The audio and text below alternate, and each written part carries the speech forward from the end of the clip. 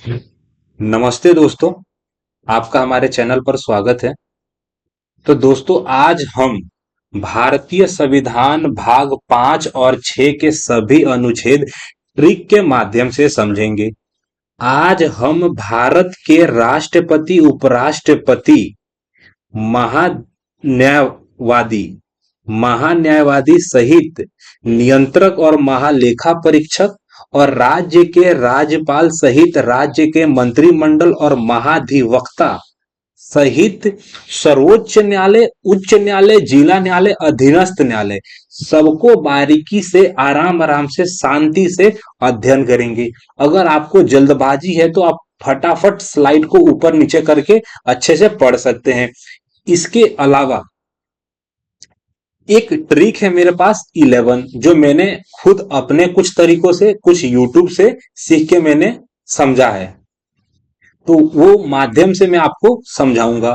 पहला एक सवाल रहेगा दोस्तों आपसे कि स्वर्गीय डॉक्टर राजेंद्र प्रसाद सर के साथ ये दूसरे व्यक्ति का नाम आपको कमेंट सेक्शन में कमेंट करना है। तो चलिए दोस्तों, मैं अपनी क्लास चालू करता हूं। स्वर्गीय डॉक्टर राजेंद्र प्रसाद हमारे पहले राष्ट्रपति, और ये व्यक्ति का नाम बताना है जो भारत देश में उतना सम्मान नहीं पा सके जितने ये सम्मान के काबिल थे। तो सब दोस्तों, आज हम भाग 5 और भाग 6 अच्छे से पढ़ेंगे। आपको अगर टॉपिक वाइज अगर पढ़ना हो, जैसे कि आपको ऐसा लग रहा हो कि मेरा राष्ट्रपति, राज्यपाल हो गया है, तो मैं टाइम लाइन नीचे दे दूंगा। अगर आपको सर्वोच्च न्यायालय पढ़ना है तो आप डायरेक्ट सर्वोच्च न्यायालय पढ़ लीजिए। आपको नियंत्रक और महालेखा नियंत्रक पर नियंत्रक और महालेखा परीक्षक कैट के बारे में पढ़ना है तो सीधे आप वहां पे जाके पढ़ सकते हैं। टाइमलाइन में नीचे डिस्क्रिप्शन में दे दूंगा। तो समय की 1% बर्बादी किए बिना दोस्तों, मैं अपना भाग 5 राष्ट्रपति से चालू करूंगा। पहले मैं आपको राष्ट्रपति अच्छे से बताऊंगा, उसके बाद राज्यपाल के कंपेयर करके मैं आपको समझा दूंगा। तो राज्यपाल को हम बाद में समझेंगे, सबसे पहले हम किसको समझेंगे? राष्ट्रपति को। तो सबसे पहले अनुच्छेद 52 से लेके 151, 52 से लेके 151 का यह मतलब होता है कि 100 आर्टिकल जो होते हैं ना दोस्तों, 100 आर्टिकल हमारे भाग 5 में दिए गए हैं, और 152 से लेके 237 हमारे राज्य में दिए गए हैं। तो बारीकी से मुझे लगता है कि 200 आर्टिकल आजू बाजू होगा, मतलब 200 आर्टिकल का मतलब 185 के आजू बाजू आर्टिकल हमारा होगा दोस्तों। कितना? 185 नहीं होगा, टोटल 186 है। टोटल 186 आर्टिकल में मैं कोशिश करूंगा कि मेन मेन आपको अच्छे से समझा पाऊं। तो सबसे पहला अनुच्छेद 52, अनुच्छेद 52 और 53 आपको साथ में पढ़ना है कि भारत के एक राष्ट्रपति होंगे, और जो हमारे राष्ट्रपति होंगे, हमारे संघ के कार्यपालिका जो शक्ति होती है हमारे राष्ट्रपति में निहित होगी। ये 52 और 53 आप एक साथ समझेंगे। 52 53 शुरुआती नंबर है, भारत के एक राष्ट्रपति और कार्यपालिका शक्ति उनमें निहित होगी। ठीक दोस्तों, इसके बाद हम 3 आर्टिकल को एक साथ में समझेंगे। 52 52 सॉरी 52 53 हमने समझ लिया। 54 55 और 56, 54 55 और 56। 54 में क्या लिखा गया है कि राष्ट्रपति का चुनाव। तो राष्ट्रपति के चुनाव में भारत के 28 राज्य और 8 केंद्र शासित प्रदेशों के 3, यानी कि टोटल 28 राज्य के 28 प्लस 3 विधान केंद्र में, टोटल 31 विधान सभाओं में सारे एमएलए, और हमारी संसद में अपर हाउस और लोअर हाउस के जितने भी सांसद सभी चुनाव में भाग लेते हैं। ये हमारा किसमें कहा गया है? 54 में कहा गया है। 55 में यह कहा गया है कि राष्ट्रपति के निर्वाचन की रीति क्या होगी। तो राष्ट्रपति के निर्वाचन की रीति होगी एकल संक्रमणीय मत पद्धति। अब ट्रिक क्या है दोस्तों? ट्रिक यही है कि 1 और 1 11 एकल संक्रमणीय मत पद्धति राष्ट्रपति का निर्वाचन की रीति है। क्या है? 1 और 1 11 से कटेगा 55। तो 55 जो है नंबर याद करने का यही है कि राष्ट्रपति का जो निर्वाचन की रीति है, एकल संक्रमणीय मत पद्धति यानी कि 55। एकल संक्रमणीय मत पद्धति यानी कि एकल मतलब एक और एक 11, 11 से कटेगा हमारा 55। ठीक दोस्त, इसके अलावा मैं आपको एक और ट्रिक बताता हूं कि हमारे जो राष्ट्रपति होते हैं उनका छाती 56 इंच का होता है। कितने सालों के लिए? तो 5 सालों के लिए।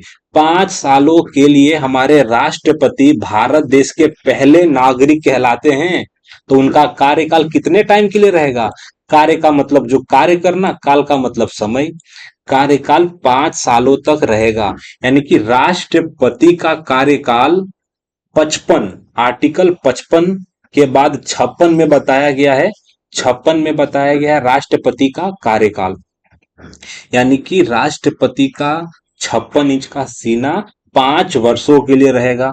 57 में बताया गया है कि पुनः निर्वाचन के लिए पात्रता, हमारे जो राष्ट्रपति है मन चाहे बार उनको पक्ष, संसद का पक्ष या संसद का विपक्ष जब मन चाहे जितनी बार भी निर्वाचन के लिए उनका नाम सिफारिश कर सकता है।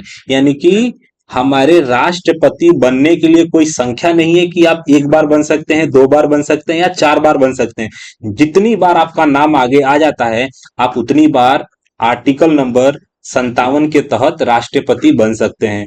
ठीक, मान लीजिए कि आपको राष्ट्रपति बनना है, किसको? आपको। तो इसके लिए मैं आगे वाला जो 3 आर्टिकल हैं इसी माध्यम से, मैं ट्रिक के माध्यम से आपको समझाऊंगा कि मान लेते हैं कि आप राष्ट्रपति बनना चाहते हैं, तो सबसे पहले आपके अंदर योग्यताएं होनी चाहिए। आप भारत के नागरिक होने चाहिए और नागरिक के साथ आपकी उम्र 35 साल से ज्यादा होनी चाहिए। ठीक दोस्तों, तो सबसे पहले आप में योग्यता होनी चाहिए और शर्तें क्या होनी चाहिए? भाई आप दिवालिया नहीं होने चाहिए। दिवालिया का मतलब क्या हुआ कि आपके ऊपर कोई कर्जा नहीं होना चाहिए, कोई मतलब इलीगल केस फेस का तो नहीं बोलूंगा, लेकिन शर्त में यही कहा गया है कि आपके ऊपर दिवालिया का कोई चार्जशीट नहीं होना चाहिए, यानी कि दिवालिया व्यक्ति नहीं होना चाहिए। अगर आप ये 2 चीजें पूरी करते हैं, क्या? योग्यता और शर्त। योग्यता और शर्त आप पूरी करते हैं तो राष्ट्रपति की शपथ लेने के लिए आप रेडी रहिए। कौन कौन सा? आर्टिकल नंबर, आर्टिकल हमारा 58, आर्टिकल हमारा 59, आर्टिकल हमारा 60। 3 आर्टिकल है, 58, 59, 60। 58, 59, 60 का एक ही ट्रिक है, पहले योग्यता फिर शर्तें फिर शपथ। हो गया दोस्तों। राष्ट्रपति मान लेते हैं आप बन जाते हैं और कुछ उल्टा सीधा करने लगते हो तो राष्ट्रपति के पास तो बहुत पावर होती है ना दोस्तों। मान लीजिए कि आप भारत देश के खिलाफ कुछ करने लगे उल्टा पुल्टा, तो आपको हटाने की पावर भी होनी चाहिए। क्या? महाभियोग। आज तक भारत में किसी भी राष्ट्रपति पर महाभियोग नहीं लगाया गया है, लेकिन आर्टिकल 61 यही बोलता है कि राष्ट्रपति पर महाभियोग लगाकर उनको पद से हटाया जा सकता है। और 62 क्या बोलता है? राष्ट्रपति पद की रिक्ति। मान लीजिए कि राष्ट्रपति का कार्यकाल 5 साल पूरा हो गया हो या बीच में कुछ आकस्मिक घटनाएं घट गई हैं, जैसे कि 1969 में हमारे तीसरे राष्ट्रपति डॉक्टर जाकिर हुसैन सर की मृत्यु हो गई, जिसके बाद न्यायमूर्ति न्यायमूर्ति मोहम्मद हिदायतुल्लाह सर ने उनका पदभार संभाला था कुछ समय के लिए। वो आर्टिकल नंबर 62 से संभाला था। तो 62 याद करना आपको आसान इसीलिए है कि राष्ट्रपति की पद जब रिक्त हो उस समय इलेक्शन होगा, या आकस्मिक रिक्ति के समय जो व्यक्ति बैठेंगे उनका समय काल कितना होगा, वो कितने दिनों के लिए बैठेंगे। डॉक्टर हिदायतुल्ला डॉक्टर नहीं थे, शायद वो न्यायमूर्ति थे। न्यायमूर्ति न्यायमूर्ति मोहम्मद हिदायतुल्ला जो थे, मुझे लगता है 20 या 30 दिन के लिए जाकिर हुसैन सर की जगह लिए थे। फिर फखरुद्दीन अली अहमद जो हमारे लगभग 5वें राष्ट्रपति थे, उनके टाइम भी ऐसा हुआ था कि आकस्मिक रिक्ति हमारे राष्ट्रपति पद पे 2 बार आई हुई है। ये आर्टिकल नंबर 62 में बताया गया है कि रिक्ति के बाद कौन सा व्यक्ति कितने टाइम के लिए बैठेगा। ठीक, इसके अलावा आर्टिकल नंबर हमको क्या बताता है? 72। 72 के लिए एक ट्रिक बताता हूं दोस्त। अक्षय कुमार का आपने डायलॉग नहीं समझा है कि नाम 72, नाम 72, नाम 72। डायलॉग कैसा था? नाम 72 ना, नाम 72, जिला मलखानपुर, गांव काशी, सर पे हाथ रफदा, हाथ में 786। तो 72 याद करना, आपको डायलॉग के माध्यम से याद करना पड़ेगा। 72 72 4 बार बोलिए।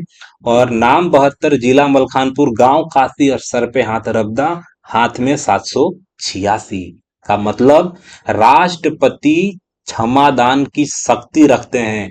राष्ट्रपति आपकी मृत्यु दंड हो या आजीवन कारावास, चाहे तो ये दोनों सजाएं संपूर्ण रूप से माफ कर सकते हैं। ये राष्ट्रपति की सबसे बड़ी शक्ति होती है, क्षमादान शक्ति। किसमें बताया गया है? नाम 72 यानी अनुच्छेद 72 में बताया गया है।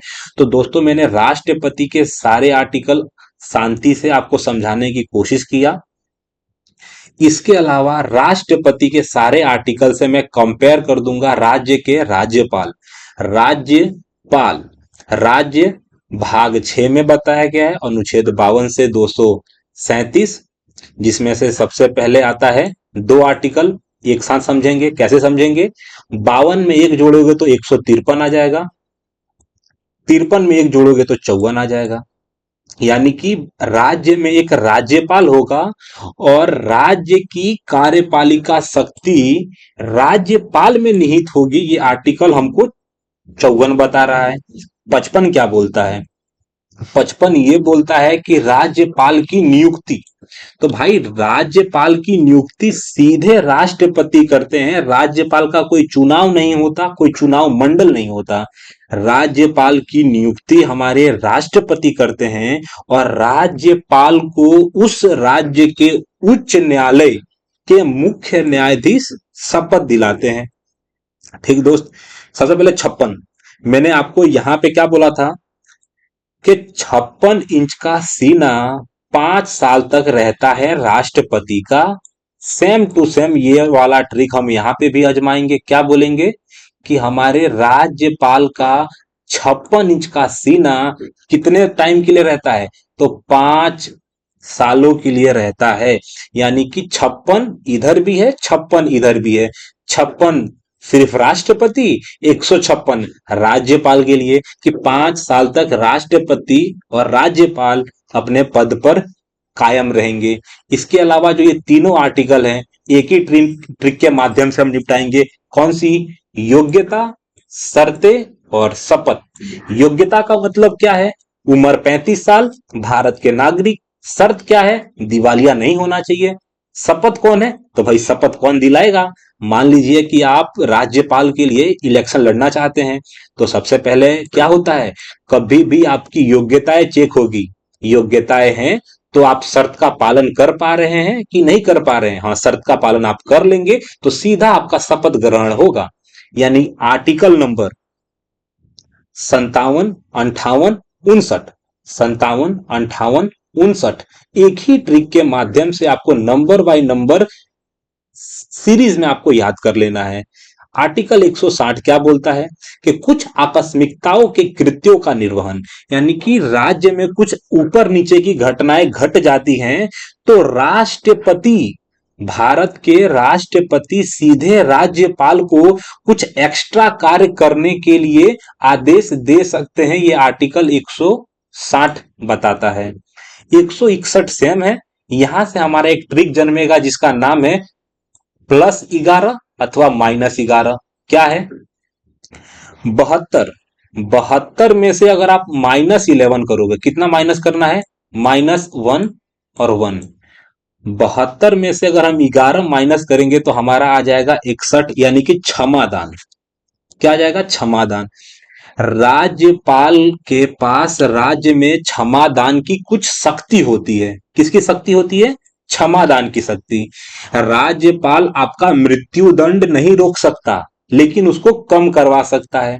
आपका जीवन भर का कारावास नहीं रोक सकते, लेकिन वो सजा को कम करा सकते हैं। यानी कि राज्यपाल 161 के तहत क्षमादान में आपकी मदद कर सकते हैं किसी भी नागरिक की, और राष्ट्रपति आर्टिकल 72 के तहत भारत के किसी भी नागरिक की सजा कम कर सकते हैं, क्षमादान दे सकते हैं। तो दोस्तों मैंने अच्छे से कोशिश किया कि राष्ट्रपति और राज्यपाल ट्रिक के माध्यम से समझा पाऊं। ट्रिक में दोहरा लेता हूं। राष्ट्रपति कार्यपालिका शक्ति, दो साथ में करेंगे। पहले चुनाव में कौन भाग लेगा, 54 में कहा गया है जितने भी एमएलए और एमपीस हैं, एमएलए यानी कि member legislative assembly, member of, MP का मतलब क्या होता है दोस्त और एमएलए का मतलब क्या होता है, मैं आपके साथ विस्तार से बताना चाहूंगा। MLA member of legislative assembly, यानी कि विधानसभा में जो होते हैं उनको हम एमएलए बोलते हैं। एमपी मेंबर ऑफ पार्लियामेंट, यानी कि जो हमारी संसद में होते हैं वो। ये दोनों व्यक्ति मिलके हमारे राष्ट्रपति का चुनाव में वोट देते हैं।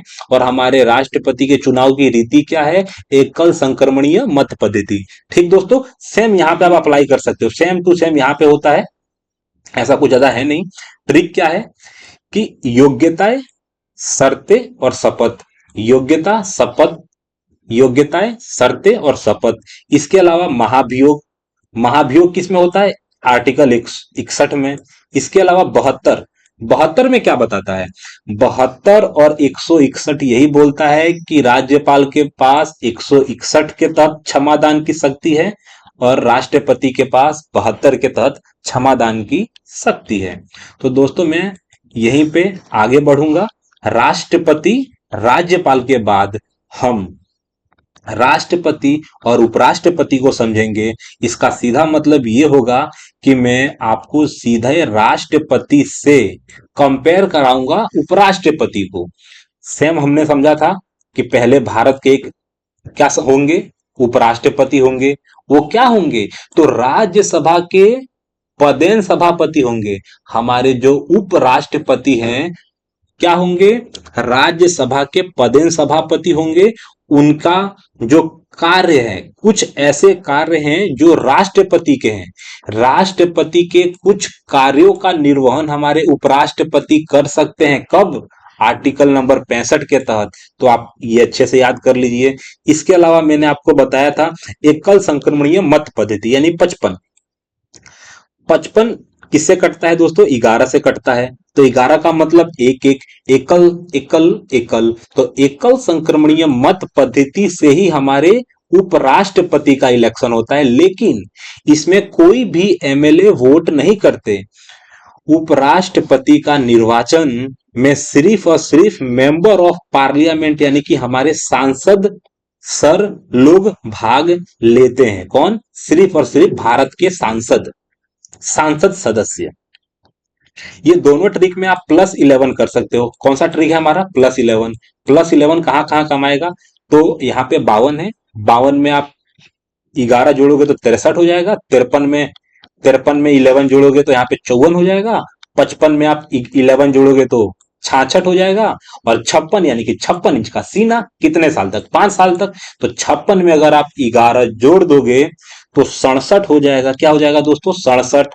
67 में हमारे उपराष्ट्रपति भी 5 साल के लिए उनका कार्यकाल होता है। राष्ट्रपति, राज्यपाल और उपराष्ट्रपति सबका कार्यकाल 5 सालों के लिए होता है। लेकिन यहाँ पे 56 नहीं है दोस्तों, ना ही 66 है। इकाई का अंक 7 है। अच्छे से आपको करना पड़ेगा, नकर आप मिस्टेक कर जाएंगे। ठीक, इसके अलावा उपराष्ट्रपति के पद की रिक्ति, उपराष्ट्रपति के पद की रिक्ति यही है कि जब उपराष्ट्रपति का पद खाली हो या 5 साल पूरे हो जाए तो चुनाव आयुक्त का यह फर्ज बनता है कि समय से इलेक्शन करा के उपराष्ट्रपति के पद को, रिक्ति को भरना। ये आर्टिकल हमारा 68 में कहा गया है। 68 के बाद 68 के बाद हम 69 को पढ़ेंगे। 69 में यह कहा गया है कि राष्ट्रपति का शपथ और प्रतिज्ञान। तो उपराष्ट्रपति का शपथ किसमें कहा गया है हमारा, आर्टिकल नंबर 69 में। आपको मैं साथ में एक और बात बता दूंगा, अगर आपको याद करना है शपथ, शपथ के लिए मेरे पास एक ही ट्रिक है कि उपराष्ट्रपति का जो शपथ होता है, इकाई का अंक 9 होता है। क्या होता है? इकाई का अंक 9 होता है। और हमारे राज्यपाल का जो शपथ होता है, इकाई का अंक 9 होता है। ज्यादा कंफ्यूजन मत होना। राज्यपाल का शपथ कब होता है? तो राज्यपाल का शपथ 59 नंबर, 159 नंबर आर्टिकल के तहत होता है। और हमारे राष्ट्रपति का जो शपथ होता है, आर्टिकल नंबर 69, आर्टिकल नंबर 69 के तहत होता है। 70 में यह कहा गया है, आकस्मिकताओं में राष्ट्रपति के कार्यों का निर्वहन। यानी कि मान लीजिए कि राष्ट्रपति का तबियत खराब हो गया हो या राष्ट्रपति छुट्टी पे चले गए हो, तो ये सब आकस्मिक घटनाएं हैं ना दोस्त, अचानक जो होने वाली घटनाएं हैं। तो अचानक होने वाली घटनाओं में राष्ट्रपति के कार्यों का निर्वहन हमारे उपराष्ट्रपति कर सकते हैं, ये 70 में कहा गया है। 71 में ये कहा गया है, राष्ट्रपति या उपराष्ट्रपति चुनाव के संबंधित सशक्त मामले। सशक्त मामले का मतलब ये होता है कि राष्ट्रपति और उपराष्ट्रपति का जो चुनाव होता है, भारत का मुख्य चुनाव आयुक्त कराता है, सही बात है। लेकिन अगर कोई सशक्त मामला फंस जाता है या कोई भी मामला ऊपर नीचे आ जाता है कि विपक्ष बोलता है कि भाई तुम लोगों ने गड़बड़ कर दिया इलेक्शन कराने में, तो सीधा कार्यवाही हमारी सर्वोच्च न्यायालय करती है। यानी कि जब भी सशक्त मामला होता है इलेक्शन का, तो सीधे मामला कहां चला जाता है? तो सीधे मामला चला जाता है हमारे सर्वोच्च न्यायालय के पास। तो दोस्तों, ये राष्ट्रपति और उपराष्ट्रपति का मैंने कंपेयर करा दिया। आप जो ट्रिक है हमारी 11 नंबर से याद कर सकते हो। कौन सा? तो राष्ट्रपति 52, 63 में उपराष्ट्रपति। यहाँ पे वापस 11 प्लस करेंगे तो यहाँ पे सभापति हो जाएंगे। यहाँ पे एकल संक्रमणीय मत पद्धति जो रीति होती है ना, रीति में भी आप 55 में 11 जोड़ सकते हैं। 56 में 11 जोड़ दोगे तो आपका कार्यकाल आ जाएगा राष्ट्रपति का। तो इतना ही आपको 11 प्लस के माध्यम से समझना है। इसके अलावा दोस्तों मैं आपके साथ आगे बढ़ूंगा, जिसमें आपको मैं महा न्यायवादी और महाधिवक्ता के बारे में बोलूंगा। मंत्री परिषद अभी नहीं पढ़ाऊंगा, मंत्री परिषद के लिए हमको संसद और विधान परिषद समझना पड़ेगा। ठीक, तो एक एक आर्टिकल है, आप शांति से समझ लीजिए। महान्यायवादी 76, यानी कि जो हमारा अनुच्छेद 76 है वो हमारे भारत के महान्यायवादी। तो भारत के महान्यायवादी यानी भारत सरकार के वकील, भारत सरकार के सरकारी वकील का नाम होता है महान्यायवादी, अटॉर्नी जनरल।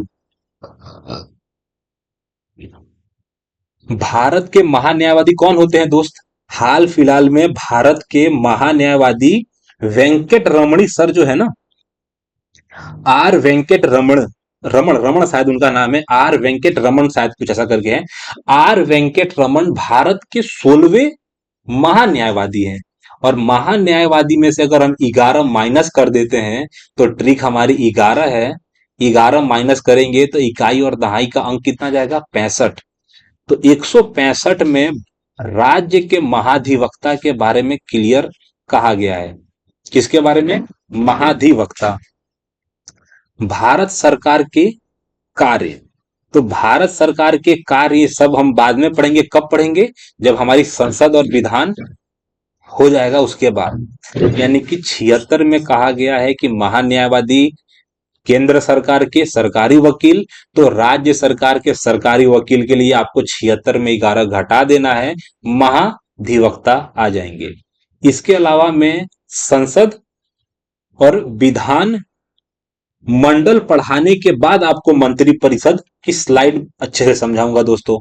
सबसे पहले संसद, तो संसद हम पहले समझेंगे। संसद समझने के बाद, संसद को समझने के बाद हम विधान मंडल को सीधा कंपेयर कर देंगे, क्योंकि सेम है। हम ट्रिक 11 से इसको हम निपटाने की क्षमता रखते हैं और निपटाएंगे भी। सबसे पहले अनुच्छेद, अनुच्छेद हमको 89 क्या बोलता है? अनुच्छेद 89 बोलता है, अनुच्छेद 89 बोलता है कि संसद का गठन। 80 बोलता है राज्यसभा का संरचना और लोकसभा का संरचना। ट्रिक क्या है तीनों आर्टिकल को याद करने का? ट्रिक एक ही है, सरल। स से संसद, र से राज्य, ल से लोक। सरल, सरल। संसद को समझना क्या है दोस्त? सरल है। स से संसद, र से राज्य, ल से लोक। हो गया दोस्तों, एक ट्रिक से मैंने दोनों समझा दिया। उसके बाद जब आपकी संसद बन जाएगी तो उसमें कोई अध्यक्ष भी तो होगा ना। तो राज्यसभा, राज्यसभा अपर हाउस, तो राज्यसभा, राज्यसभा के सभापति और उपसभापति कौन से आर्टिकल में बताया गया है? तो राज्यसभा के सभापति और उपसभापति के बारे में 89 जो हमारा आर्टिकल है, अनुच्छेद 89, अनुच्छेद 89 में राज्यसभा के सभापति और उपसभापति के बारे में बताया गया है। 4 प्लस कर दोगे आप, कितना? प्लस हमको 4 करना है, कितना? +4। +4 कर देंगे तो अनुच्छेद आ जाएगा 93। अनुच्छेद 93 ये बोलता है कि लोकसभा के अध्यक्ष और उपाध्यक्ष। हो गया दोस्त, दोनों याद करने का एक ही तरीका है, दोनों में से एक नंबर आपको याद करना पड़ेगा। नंबर याद हो जाए तो दोनों में से एक को या तो +4 करो या +4, +4 या -4। ओके दोस्तों, अगर मैं धन विधेयक की बात करूं, किसकी? धन विधेयक। तो धन विधेयक के लिए सबसे महत्वपूर्ण आर्टिकल है 110। 110 में धन विधेयक की परिभाषा है, और धन विधेयक की परिभाषा के बाद आता है हमारा बजट। हकीकत में संसद जो हमारा बजट पेश करती है, यानी कि लोकसभा जो हमारा बजट पेश करती है, उसमें हमारे संविधान में बजट नाम का कोई शब्द का जिक्र ही नहीं है। शब्द कौन सा है? वार्षिक वित्तीय विवरण। वार्षिक वित्तीय विवरण को ही हम बजट के रूप में जानते हैं, जिसमें हमारी वित्त मंत्री श्री निर्मला सीतारमन जी बजट पेश करती हैं। सबसे ज्यादा भारत में बजट पेश करने वाले व्यक्ति का नाम है मोरारजी देसाई। मोरारजी देसाई सर ने 10 बार बजट पेश किया है, आर्टिकल नंबर 112 के तहत। आर्टिकल 112 बजट के बारे में बोलता है, वार्षिक वित्तीय विवरण। तो दोस्तों मैंने काफी अच्छे से संसद, बजट, लोकसभा के अध्यक्ष, उपाध्यक्ष, राज्यसभा के सभापति और उपसभापति को समझाया। सेम ट्रिक का यूज करके मैं आपको विधान मंडल समझाऊंगा। विधान मंडल राज्यों में होती है। भारत के टोटल 28 राज्य और 3 केंद्र शासित प्रदेश। 28 राज्य और 3 केंद्र शासित प्रदेशों में विधान सभा है। विधान मंडल कितनों में है? तो विधान मंडल सिर्फ और सिर्फ 3 में है, सॉरी 6 में है। ठीक दोस्तों, तो सबसे पहले मैं अपना आर्टिकल आर्टिकल किसकी बात करूंगा? आर्टिकल बात करूंगा मैं 68 की। आर्टिकल 168। देखो दोस्तों, इकाई और दहाई के अंक से ही अपने को आर्टिकल याद करना है। ये जो आंकड़े हैं ना भैया, अपनी हालत टाइट कर देंगे। इसलिए मैं लास्ट के सिर्फ 2 अक्षर ही बोल के मैंने खुद याद किया है, समझा है। आप भी ऐसे ही याद करेंगे। 68 में लिखा गया है कि विधान मंडलों का गठन, ठीक है, राज्य चाहे तो विधान मंडल का सृजन और उन्मूलन कर सकती है। आर्टिकल कौन बोलता है? आर्टिकल 69 बोलता है। आर्टिकल 69 क्या बोलता है? आर्टिकल 69 ये बोलता है कि राज्य की जो सभा होती है ना, विधानसभा, वो चाहे तो परिषद का गठन कर सकती है और उसका उन्मूलन कर सकती है। ओके दोस्तों, उन्मूलन का मतलब होता है कि उसका अंत कर देना। पहले हमारा जो था ना, शायद जम्मू और कश्मीर, जम्मू कश्मीर में विधान परिषद थी, फिर उसका उन्मूलन कर दिया है। उन्मूलन का मतलब हटा देना। हाल फिलहाल में भारत देश में 6 राज्यों में विधान परिषद है। आर्टिकल नंबर 171 में उसका जिक्र है। विधान परिषद से अगर आपको सवाल आता है तो विधान परिषद की संरचना 171 में बताई गई है। याद करने का तरीका यही है कि +10 कर दो और उल्टा पलट दो। क्या? राज्यसभा क्या होती है? अपर हाउस होती है। राज्यसभा अपर हाउस, 80, 80 में 10 जोड़ोगे, 10 घटा दोगे तो कितना आ जाएगा? 70। 70 को पलट दोगे तो क्या जाएगा? 71। यानी हकीकत में यहां पे पहले राज्यसभा अपर हाउस ऊपर है और लोअर हाउस नीचे है। ठीक, कोई समझ मत, आपको ट्रिक में एकदम आसानी होगी। लेकिन जब आप विधान मंडल में आओगे तो यहाँ पे जो लोअर हाउस होती है वो ऊपर है, उल्टी है ना यार। और विधान परिषद हमारी कौन सी होती है, अपर हाउस, उसको नीचे रख दिया है। यानी कि 70, 71, 80 और 81। याद करने का एक ही ट्रिक है, इन दोनों को पलट दो। पलटने का सीधा मतलब है 80 मतलब अपर हाउस, 81 माने लोअर हाउस, 70 माने अपर हाउस, सॉरी 70 माने लोअर हाउस, 71 माने लोअर हाउस। समझ में आ गया। विधान परिषद को हम ऊपरी सतह बोलते हैं। जो हमारा विधान मंडल की ऊपरी सतह का नाम क्या है, ऊपर हाउस जो बोलते हैं ना, अपर हाउस, उसको विधान परिषद बोलते हैं। और निचले सदन को क्या बोलते हैं, सदन का मतलब घर होता है दोस्त, निचले सदन को हम विधान सभा बोलते हैं। लेकिन ये ऊपर इसीलिए आता है क्योंकि बहुत से राज्यों में विधान परिषद नहीं है। तो ये मैंने चारों के चारों आर्टिकल कंपेयर के माध्यम से आपको मैंने समझाया। इसके अलावा सभापति, उपसभापति, अध्यक्ष और उपाध्यक्ष, सेम इसको भी हमको क्रॉस करना पड़ेगा। क्रॉस क्यों करना पड़ेगा मैं बता देता हूं। जैसे यहाँ पे विधानसभा आई, वैसे ही विधानसभा के अध्यक्ष, उपाध्यक्ष आएंगे। जैसे यहाँ पे 71 में परिषद आई, तो परिषद के सभापति और उपसभापति आएंगे। और दोनों के बीच में +4 का अंतर होगा। कितना, यहाँ पे मैंने बोला एक कि आपको +4 समझना पड़ेगा। अगर आपको सभापति, उपसभापति एक ही आर्टिकल में बताएंगे हैं, सभापति और अध्यक्ष और उपाध्यक्ष, अध्यक्ष और उपाध्यक्ष के बाद 4 आर्टिकल जोड़ोगे, 182 में हमारा सभापति और उपसभापति के बारे में बताया गया है। अध्यक्ष और उपाध्यक्ष के बारे में 78, 178 के आर्टिकल में बताया गया है।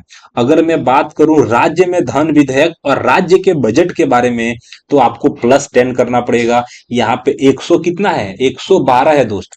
112 में अगर आपने 10 माइनस कर दिया तो क्या आ जाएगा, 202 आ जाएगा। और 202 का सीधा तात्पर्य क्या है, 202 का सीधा तात्पर्य है कि राज्य में जो बजट पेश होता है, जिसको हम वार्षिक वित्तीय विवरण बोल सकते हैं संविधान के हिसाब से, वो आर्टिकल नंबर 202 के तहत पेश होता है। ठीक। अनुच्छेद 199 में क्या बताया गया है, तो धन विधेयक की परिभाषा, धन विधेयक की परिभाषा यहाँ पे 110 में बताया गया है। और 110 में से जब आप लोग 11 माइनस करोगे, मैंने आपको बताया है कि जो ट्रिक है ना, थोड़ा सा मतलब अजीबो गरीब है।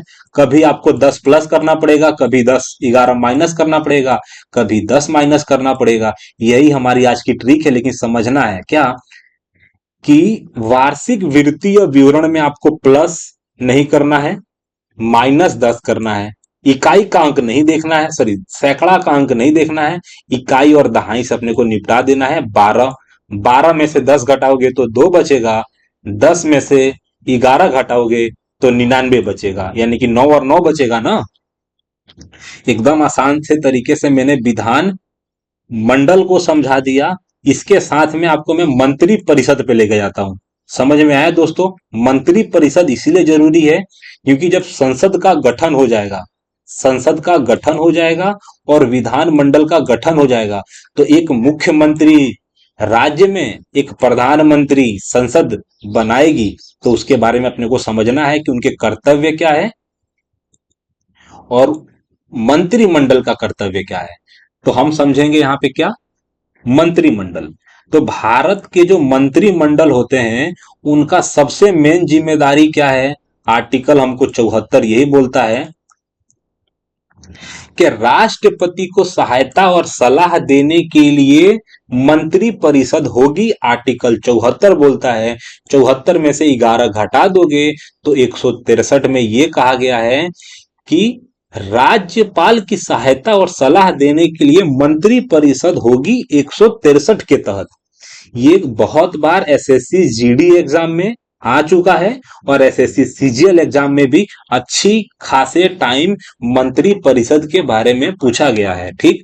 आर्टिकल 77 क्या बोलता है, तो भारत सरकार के कार्य का संचालन कैसे होगा, जब आप 11 माइनस कर दोगे तो आ जाएगा 66, यानी कि राज्य सरकार कार्य का संचालन कैसे करेगी।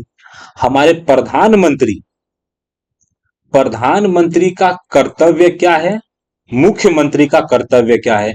याद करने के लिए आपको याद करना पड़ेगा 78। 78 में से आप 71 घटा सॉरी 78 में से आप 11 घटा दोगे तो आएगा 67। यानी प्रधानमंत्री का कर्तव्य यह है कि राष्ट्रपति को सूचना देना। मुख्यमंत्री का कर्तव्य है राज्यपाल को सूचना देना। क्या कर्तव्य है? राज्यपाल को सूचना देना। इसमें याद करने का एक ही तरीका है, -11 करते जाओ, बाकी सब समझते जाओ। क्या? -11। अब एक और है, थोड़ा इंपॉर्टेंट है, आप इसको समझना। 108 नंबर का आर्टिकल, 108 नंबर का आर्टिकल ऐसा है कि जब दोनों सदनों की छुट्टी चल रही हो, समझ में आया? दोनों सदनों की छुट्टी चल रही हो तो संयुक्त बैठक बुलाने की राष्ट्रपति की शक्ति होती है। ये दूसरा है, आपको सिर्फ एक ही आर्टिकल समझना है, 108। 108 में क्लियर कट कहा गया है कि दोनों सदनों की संयुक्त बैठक का मतलब हो जाता है राज्यसभा। राज्यसभा के कम से कम 245 और लोकसभा के 543। ये टोटल जो हमारे व्यक्ति हो जाएंगे कितने? 778। 778 लोगों की संयुक्त बैठक आर्टिकल नंबर 108 में हमारे राष्ट्रपति बुला सकते हैं। ठीक दोस्त, इसके अलावा मैं आपके साथ बात करूं सबसे एक महत्वपूर्ण आर्टिकल जो याद करना एकदम जरूरी है, और इसके बाद हम सीधे न्यायालय में चले जाएंगे। न्यायालय का मतलब उच्चतम न्यायालय और उच्च न्यायालय। ठीक दोस्त, ठीक। सबसे पहले हमारे आर्टिकल 1, 2, 3 और 2, 1, 3, यानी 21 का उल्टा हो जाता है 12, 12 का उल्टा हो जाता है 21। इकाई का अंक 3, 3 सेम रहता है। याद करने का सीधा ट्रिक है क्या? कि जब भी संसद अवकाश में हो, छुट्टी में हो, तो राष्ट्रपति की क्या शक्ति है? तो अध्यादेश जारी करने की शक्ति। राष्ट्रपति आर्टिकल नंबर 123 के तहत अध्यादेश जारी कर सकते हैं। राष्ट्रपति अध्यादेश जारी कर सकते हैं आर्टिकल नंबर 123 के तहत। ठीक। अनुच्छेद 213 क्या बोलता है?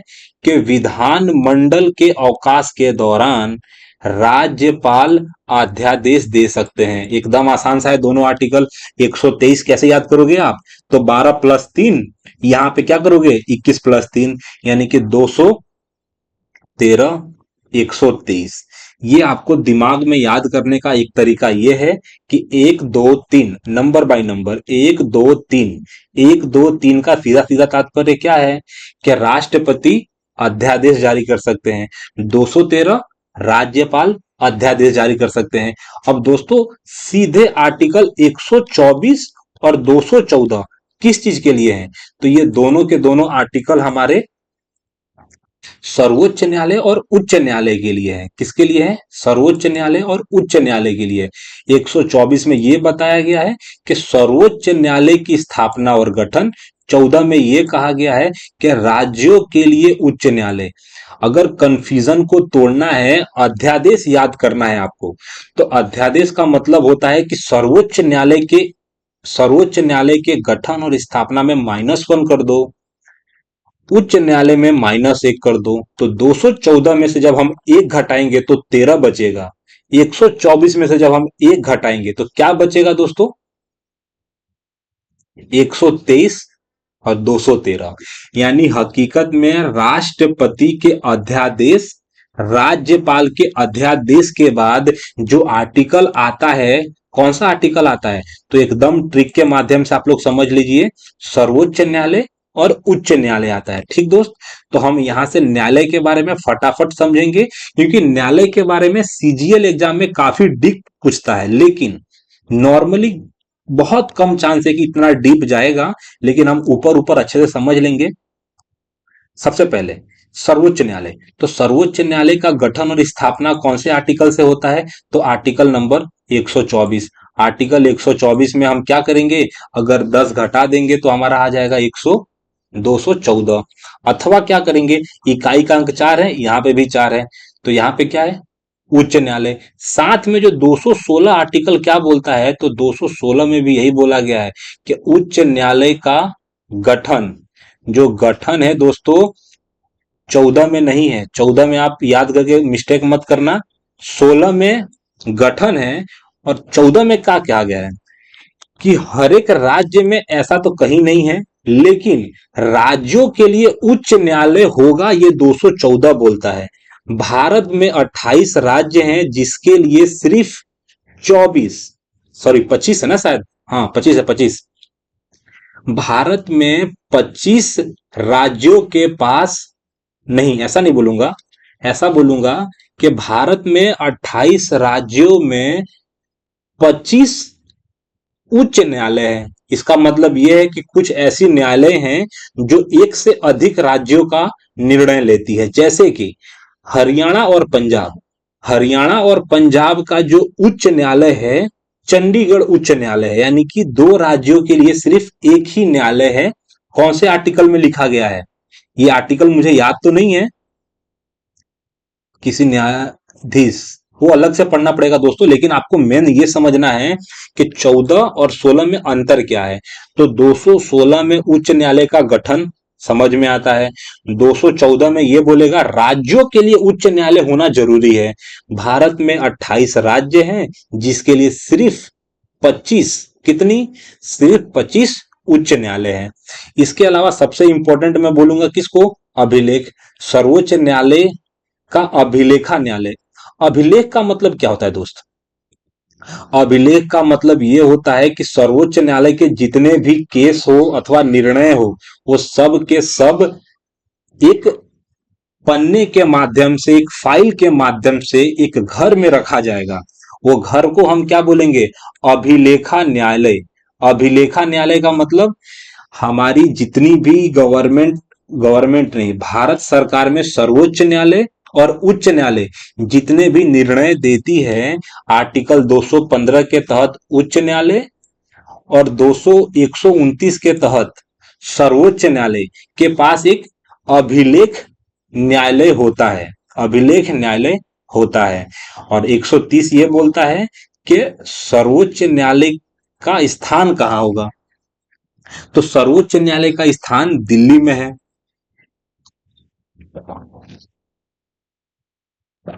अगर दोस्तों मैं आपको नंबर बाय नंबर रीड कराऊं, तो 124 में यह लिखा गया है कि राष्ट्रीय न्यायिक नियुक्तियां, आयोग के कार्य, संसद की कानून बनाने की शक्ति, ठीक।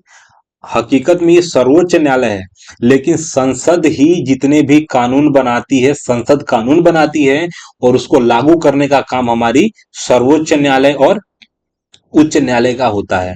मेन आर्टिकल की बात करूं तो आर्टिकल 125 में लिखा गया है न्यायाधीशों का वेतन। न्यायाधीशों का वेतन 125 नंबर आर्टिकल में है। 126 का कार्यवाहक मुख्य न्यायाधीश की नियुक्ति। हकीकत में कार्यवाहक मुख्य न्यायाधीश की नियुक्ति का सीधा तात्पर्य यह है कि भारत के सीजेआई कौन है, संजीव खन्ना। संजीव खन्ना हमारे 50 के बाद आता है एक, 51वें नंबर के हमारे मुख्य न्यायाधीश हैं संजीव खन्ना। सर लगा सकते हो आप, 27 में ऐसा बताया गया है। तदर्थ तदर्थ न्यायालयों की नियुक्ति, न्यायाधीशों की नियुक्ति, यानी कि मुख्य न्यायाधीश के अलावा, मुख्य न्यायाधीश के अलावा कम से कम मुझे लग रहा है 33 होगा या 34 होगा, मेरे को तो 33 लग रहा है कि 33 अन्य न्यायाधीश भी होंगे। 28 ये बोलता है कि जब भी सर्वोच्च न्यायालय की बैठक होगी, नहीं बोलते कि मंत्रिमंडल की बैठक होती है, तो वैसे ही सर्वोच्च न्यायालय के सभी न्यायाधीश की बैठक हो सकती है ना दोस्त। तो सर्वोच्च न्यायालय के सभी न्यायाधीशों की जब बैठक होगी, तो 128 के माध्यम से, आर्टिकल 128 के माध्यम से जो सेवानिवृत्त न्यायाधीश है, यानी कि सेवा, जो न्यायाधीश का कार्यकाल पूरा हो चुका है, जिस न्यायाधीश का कार्यकाल पूरा हो चुका है, वो न्यायाधीश भी सर्वोच्च न्यायालय की बैठक में उपस्थित हो सकते हैं। आर्टिकल 128 बोलता है, आर्टिकल 128 बोलता है। 129 मैंने आपको बताया कि अभिलेखा न्यायालय होगा। इसके साथ अगर मैं उच्च न्यायालय की बात करूं, तो उच्च न्यायालय में 217 क्या 217 में ऐसा बताया गया है कि उच्च न्यायालय के न्यायाधीश की नियुक्ति और पद की शर्तें, ठीक, जो न्यायाधीश होंगे उनकी पद की नियुक्ति और शर्त क्या होगा। 218 में क्या बताया गया है, सर्वोच्च न्यायालय से संबंधित कुछ प्रावधान उच्च न्यायालयों पर लागू होंगे। यानी कि हकीकत में सर्वोच्च न्यायालय इनडायरेक्ट तरीके से कंट्रोल कर सकती है हमारे उच्च न्यायालय को, डायरेक्ट भी कर सकती है, इनडायरेक्ट भी कर सकती है। इसके अलावा 121, 122, 120 आप अपने हिसाब से पढ़ सकते हैं। स्थायी न्यायाधीश बनने के बाद प्रैक्टिस पर प्रतिबंध। इसका क्या मतलब है, जब भी कोई उच्च न्यायालय में यदि न्यायाधीश बन जाता है तो वो किसी की वकालत नहीं कर सकता, किसी का केस नहीं लड़ सकता। आर्टिकल नंबर 20 में ऐसा लिखा गया है, 220। 21 में ये लिखा गया है कि न्यायाधीशों का वेतन। अब देखो कितना अंतर ला दिया है। यहाँ पे 225 आर्टिकल में ऐसा बताया गया है कि न्यायाधीशों का वेतन 125 में है, और 25 में हम सिर्फ और सिर्फ 4 माइनस कर देंगे तो न्यायाधीशों का वेतन उच्च न्यायालय में आ जाएगा। किसी न्यायाधीश का उच्च न्यायालय से दूसरे उच्च न्यायालय में स्थानांतरण भी हो सकता है आर्टिकल नंबर 222 के तहत। तो दोस्तों हमने काफी अच्छे से सर्वोच्च न्यायालय और उच्च न्यायालय को स्लाइड के माध्यम से समझने की कोशिश की है। इसके अलावा न्यायालय का चल रहा है तो न्यायालय का एक टॉपिक और है क्या, कि भारत में सर्वोच्च न्यायालय, उच्च न्यायालय के अलावा दो और न्यायालय होती है जिसको हम जिला न्यायालय और अधीनस्थ न्यायालय के माध्यम से जानते हैं, ठीक। भारत में न्यायालय टोटल 4 होती है। देश के लिए सर्वोच्च न्यायालय, राज्य के लिए उच्च न्यायालय और जिला के लिए जिला न्यायालय।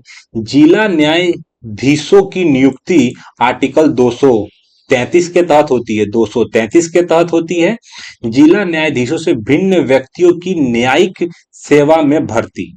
यानी कि भारत में जिला न्यायालय जो हैं उनमें भर्ती का प्रोसेस क्या रहेगा, न्यायाधीश सेवा में भर्ती कैसे होंगे, आर्टिकल 234 बोलता है। अधीनस्थ न्यायालय का सीधा मतलब होता है कि या तो तहसील हो गई, नहीं होता तहसील, तहसील यानी कि जो छोटी छोटी न्यायालय होती है, जैसे कि तालुका तहसील में भी न्यायालय पाई जाती है, जिसको हम दीवानी और फौजदारी के माध्यम से जानते हैं। दीवानी में सिविल मामले की जांच होती है और फौजदारी में कानूनी मामले जो होता है ना, खून खराबा, ये सब जितनी भी चीजें होती हैं वो फौजदारी अदालत में होती हैं। आर्टिकल नंबर 235 में कहा गया है कि अधीनस्थ न्यायालय पर नियंत्रण किसका होगा, तो नियंत्रण होगा मुझे लगता है जिला न्यायालय का। जिला न्यायालय पर नियंत्रण किसका होगा, उच्च न्यायालय का। उच्च न्यायालय जो है हमारी, उच्च न्यायालय का मतलब नियंत्रण की बात करूं तो उच्च न्यायालय पर किसका नियंत्रण होता है, तो उच्च न्यायालय के ऊपर हमारे सर्वोच्च न्यायालय का नियंत्रण होता है। किसका, सर्वोच्च न्यायालय का नियंत्रण होता है। तो दोस्तों सबसे लास्ट में बचा है हमारा नियंत्रक एवं महालेखा परीक्षक। नियंत्रक और महालेखा परीक्षक को हम कैट के माध्यम से जानते हैं, सी ए जी। सीएजी का मतलब क्या होता है, सीएजी, सीएजी का मतलब हो जाता है नियंत्रक एवं महालेखा परीक्षक।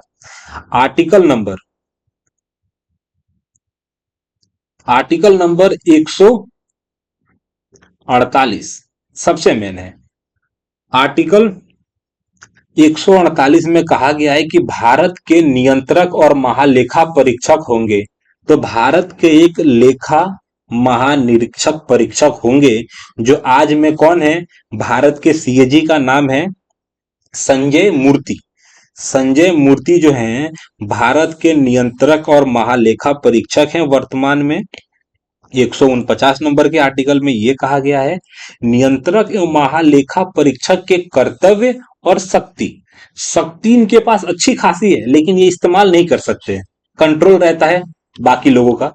कर्तव्य क्या है, नियंत्रक और महालेखा परीक्षक का काम होता है भारत में हो रही जितनी भी वित्तीय लेन देन है, यानी कि जितने भी खर्चे हैं सबका लेखा जोखा करने का काम लेखा परीक्षक का होता है। ठीक दोस्त, लेखा परीक्षक की रिपोर्ट, अपनी रिपोर्ट वो राष्ट्रपति को सबमिट करता है आर्टिकल नंबर 161 के तहत, 151 के तहत, 150 में ऐसा लिखा गया है, संघ राज्य लेखाओं का प्रारूप।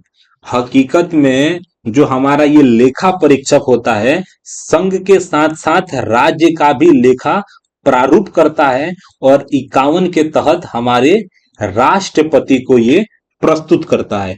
तो दोस्तों, भाग 5 और भाग 6 के 188 आर्टिकल, 188 आर्टिकल है दोस्तों।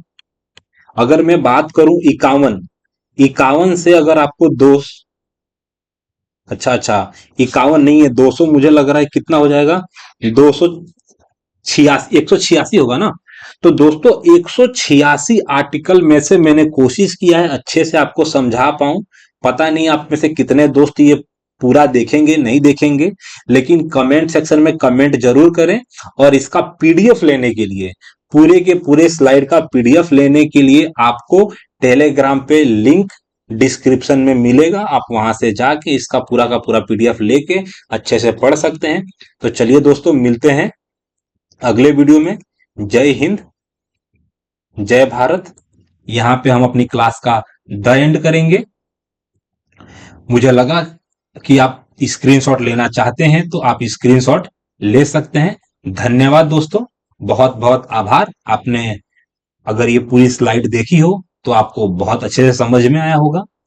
तो मिलते हैं अगले वीडियो में। जय हिंद, जय भारत।